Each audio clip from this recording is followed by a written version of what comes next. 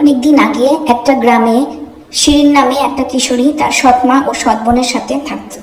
তারা তাকে দিয়ে সব কাজ করিয়ে নিত। শিরিনের বাবা বিদেশে থাকত। একদিন সৎ মা ও সৎ বোন মেলায় যাচ্ছিল শিরিনকে বাসায় রেখে।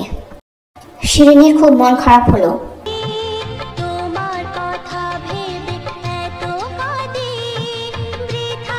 সে খুব মন খারাপ করে বসেছিল, এমন সময় একটা বুড়ি এলো।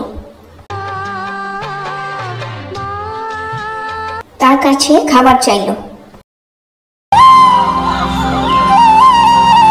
শিরিনের দেওয়া খাবার মুখে তুলতেই বুড়ি আস্তে আস্তে পরের রূপ ধারণ করলো।